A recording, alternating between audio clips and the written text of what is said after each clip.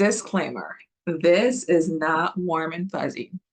This is not for the weak of heart. And what I'm about to share may challenge you. It may make you say, ouch. And it may make you say, why am I listening to this woman? I'm going to cancel my subscription and I'm never going to listen to her again. But I challenge you to stay with me and to listen to everything that I have to say. It's going to be really short, I think, I hope. Um, but I just want you to listen with an open heart, knowing that God loves you just the way you are, yet he loves you so much that he can't allow you to remain the same. Right? So we're going to talk about character development. So first, story time. I'm going to tell you the small thing that happened that led to me sharing this with you, because it was a lesson that I taught my kids. But then God started dealing with me on it. I'm like, okay, I'm not going to be in this lesson by myself. I'm going to share it with everyone. So come on. It's character development for you. So the missing checkers piece. So I was playing checkers with my kids. I bought them checkers because I wanted to play games with them just for fun, family time, but also to help them with strategy. So I said that's a really fun way to teach them strategy and to have fun while we're doing it. Prior to doing that, I said I wasn't going to buy anything that had pieces, where there's like a lot of puzzle pieces or a lot of games that had manipulatives or a lot of things, because I didn't want them to lose them, because you're losing one piece here or there, it just becomes so, it's almost like you have to throw the whole thing away, or you're using, it's just not ideal. Let's say that. So fast forward, there's one time that we were playing and I noticed that they had these little bottle caps for pieces. And I was like, well, that's creative, but where are the pieces? Why are they losing the pieces? We only played one piece and we had a system in place. The system in place was after you played, you count the pieces and make sure that you have them. So if one fell somewhere in that moment, it's easier for you to find it rather than waiting 2 days later when you start to play again and then realize that you lost it 2 days prior. So we had a system. So follow the system. You're missing a piece. You're supposed to have 12, you have 11. Okay, great. Now we're doing math. How many we're missing? Go find one piece. So here's a story. I was starting to play and my middle guy, so the 7-year-old, set up the board.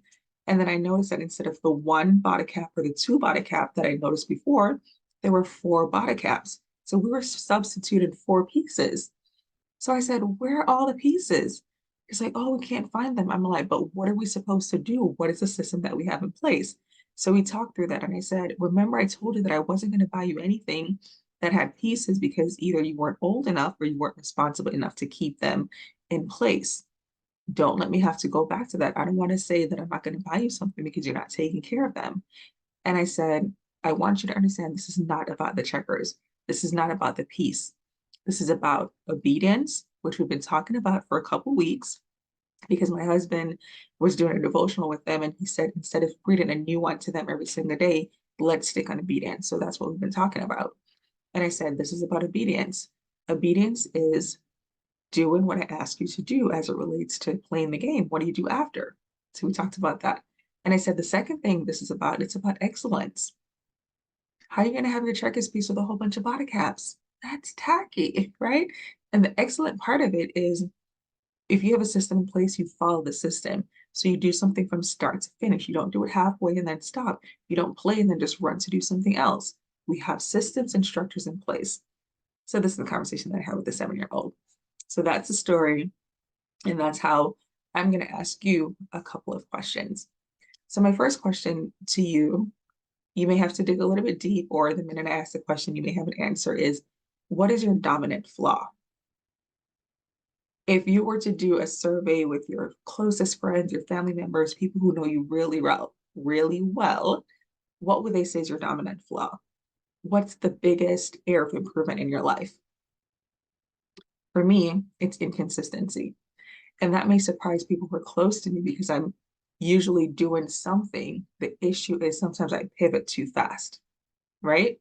So say, for example, I say, I'm going to um, I'm going to start something in my business. I want to build my brand. I want to have more customers. This is what I'm going to do for that specific goal. I'll do it consistently because I'm really good. I'm a professional starter. And when there's momentum, I'm really good at following through. What would happen is maybe about the 2-week mark, I'm like, it's not working. I'm going to try something new.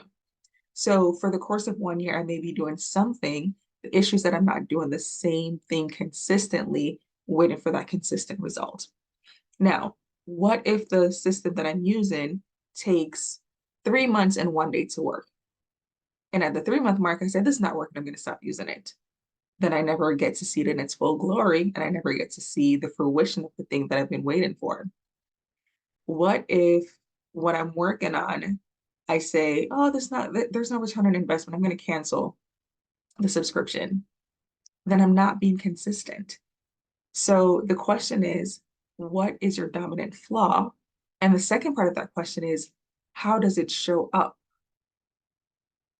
The third question is, where does it show up? So how does inconsistency show up? Like I shared, in my business, I may start something, but then I tweak and I pivot too quickly. It may show up in my education plan for my kids. I may choose a curriculum and I'm like, okay, this is great. We're going to go through it. This is what we're using. And then shiny object syndrome takes over. That's when you find out about something new, or you hear about a new curriculum, or you see something and you're like, oh, I want to try that. And it's great to keep your options open and to explore. But if you're constantly switching a kid from this to that, it's possible that you're creating gaps unintentionally. Because say, for example, let's say math. Say, for example, one math curriculum does addition of 0, 1, 2, 3 in that order.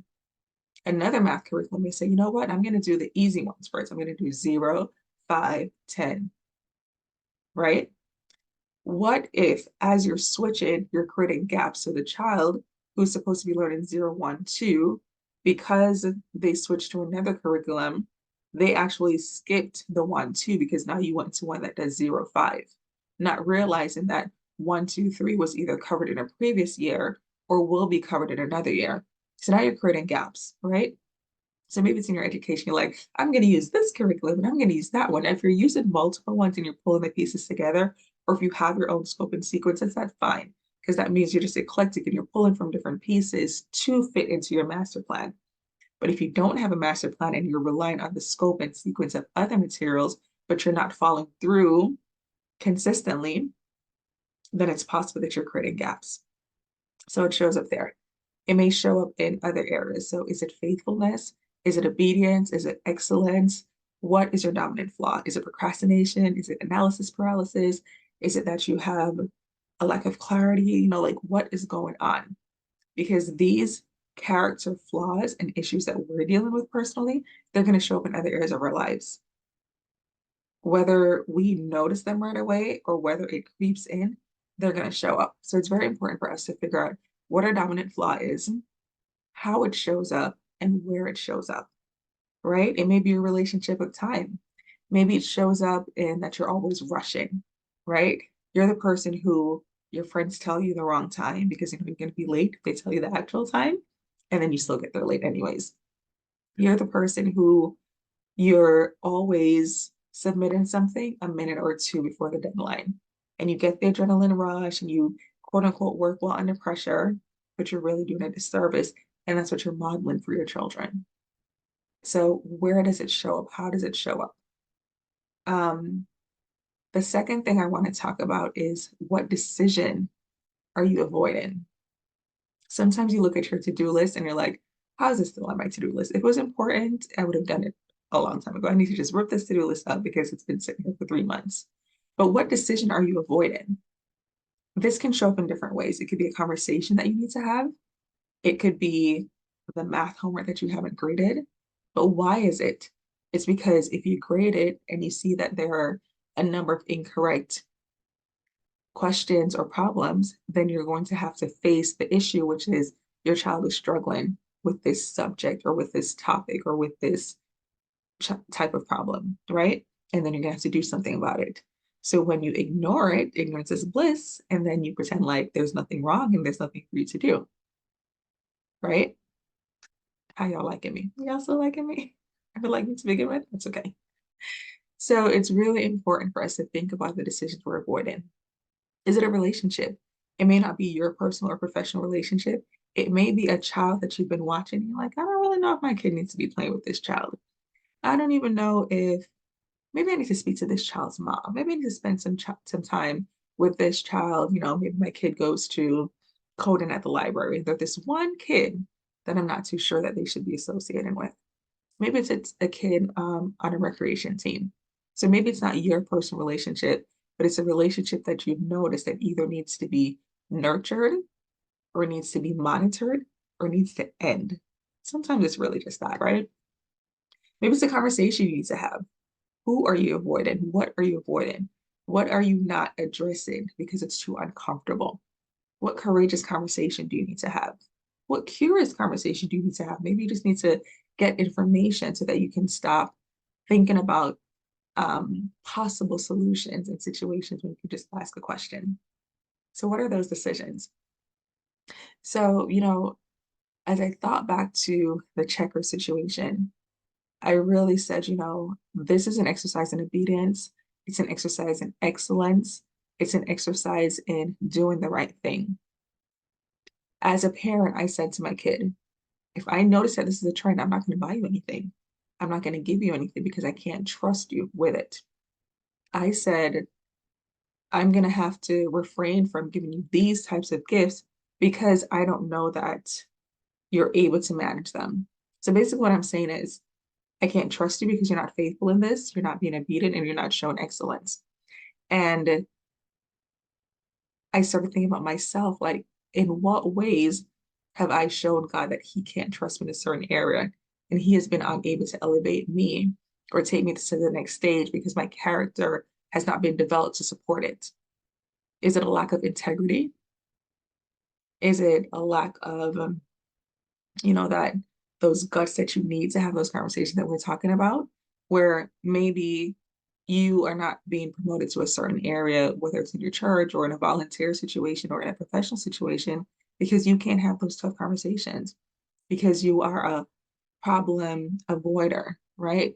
You don't like confrontation, which I'm not saying you should go out and just make a bunch of problems, but if there's a conversation that needs to be had, then you need to do that. You need to have those conversations.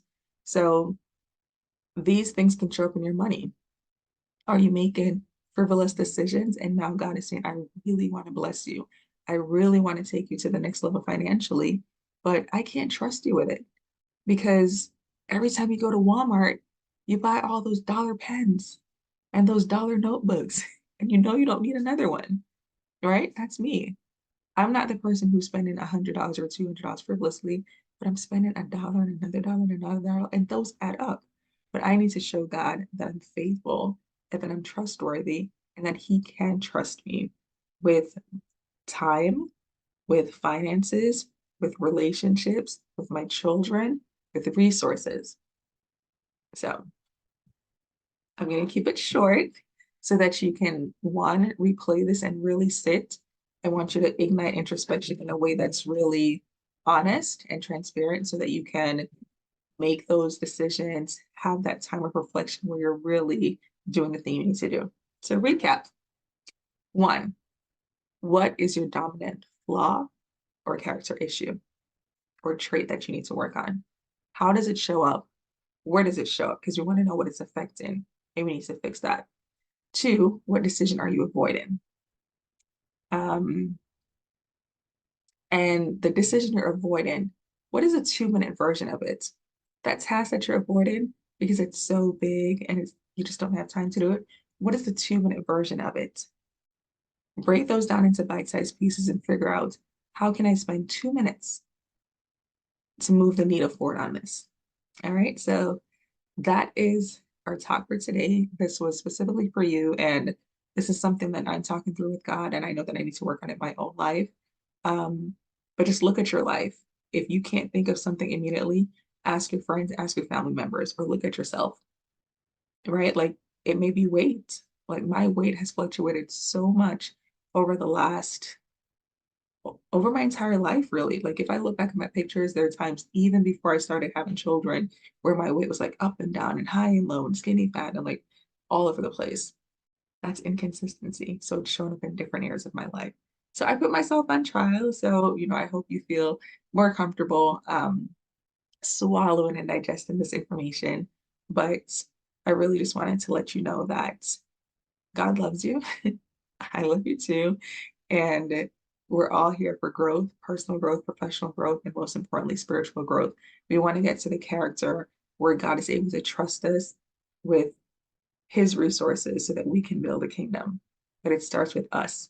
And if it's a heart issue, we need to fix it. So thank you for your time and thank you for listening to the end. And I really do pray that you listen to this over and over or take notes and really respond to these questions and then make a plan to make the changes that are necessary. All right, so talk to you soon.